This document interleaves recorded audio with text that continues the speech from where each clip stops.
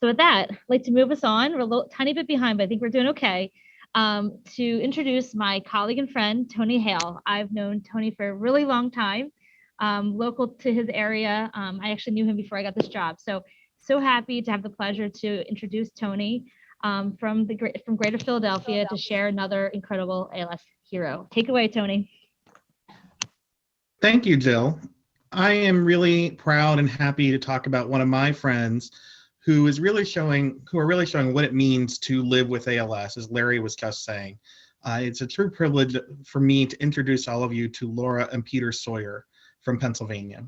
I met Lura and Peter, of course, through their journey here with ALS, and they have become quite active advocates in every sense of the word. Peter started developing symptoms of ALS in 2014, and as anyone knows, it's a journey to get diagnosed. Like many others who are involved with our organization, he is a military veteran, which are twice as likely to be diagnosed with ALS. And after many months, he was formally diagnosed, and he and Laura became very active with our organization to help others to advance a cure and to advocate for all people with ALS. We have seen that they do more than just attend meetings. They do more than just send emails, which are all important. But Laura and Peter have gone above and beyond in every way possible. Peter is immobile, and Laura is not the biggest person in the world, as she will attest herself, but she helps him get around everywhere, including places that are very hard to navigate in Washington, D.C. and Harrisburg, Pennsylvania.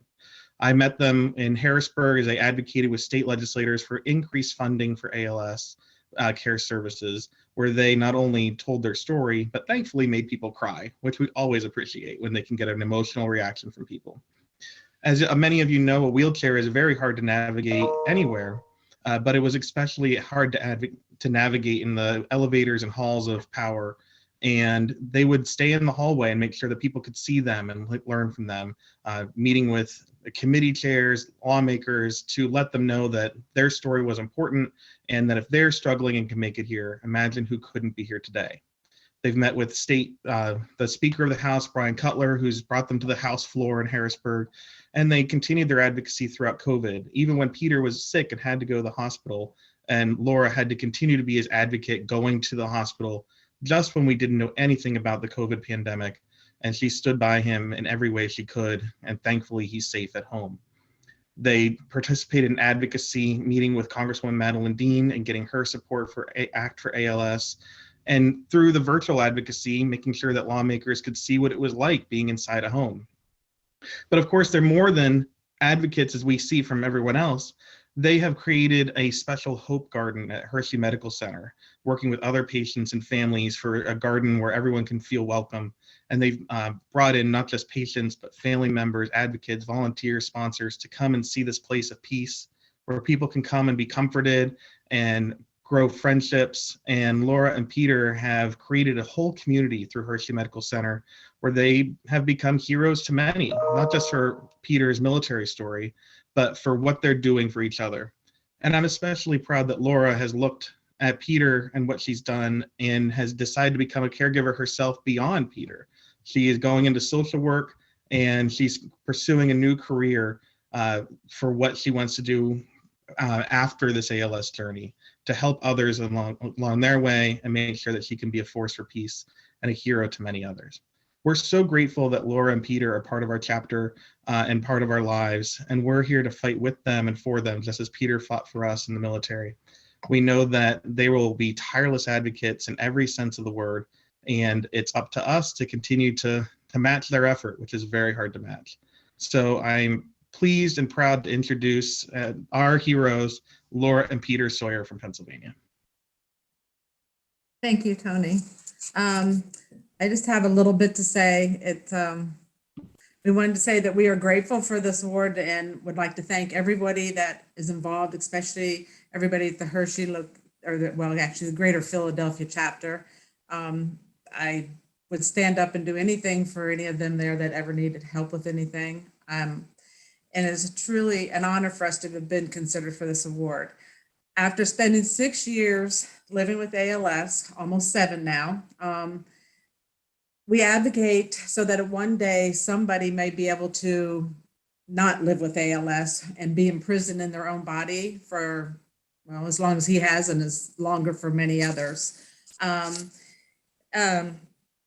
We want to raise awareness and with donations and advocating to help support the research and legislative actions to make sure that we get done what needs to be done so that sometime in this life, and hopefully in my lifetime, our lifetime, people can see what it's like to live without ALS, have a cure, and not be going through what these people are going through.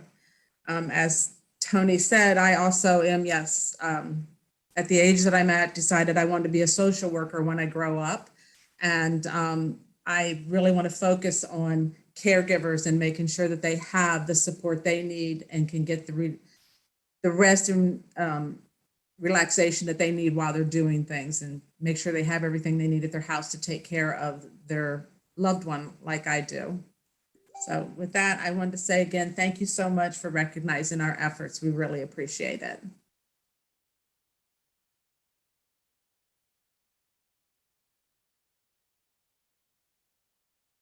Thank you. It's wonderful to hear from Tony as all the background, and Peter and Laura, thank you for everything that you've done. It's an inspiration to all of us. I love the garden. I feel like we have a theme here of planting trees and flowers and gardens and really bringing some peace, as I think Tony said. So that's just awesome that you've been able to do that. Thank you for all the work that you've done at both the state and the State House and here in Washington. It's a lot. It's a big lift. So you're just tremendous, and focus on caregivers. I think everyone here completely agrees that we really have to lean in to help caregivers do the work that they want, and also provide some relief and provide some support, right, to keep moving forward. So thank you for sharing your time with us and sharing your story with us. And I just appreciate you so much. So Thank you. yeah, absolutely. I hope to spend some more time with you. So we'll now move. Yeah, that'd be great. So we'll now move forward, and I'm going to welcome back to the stage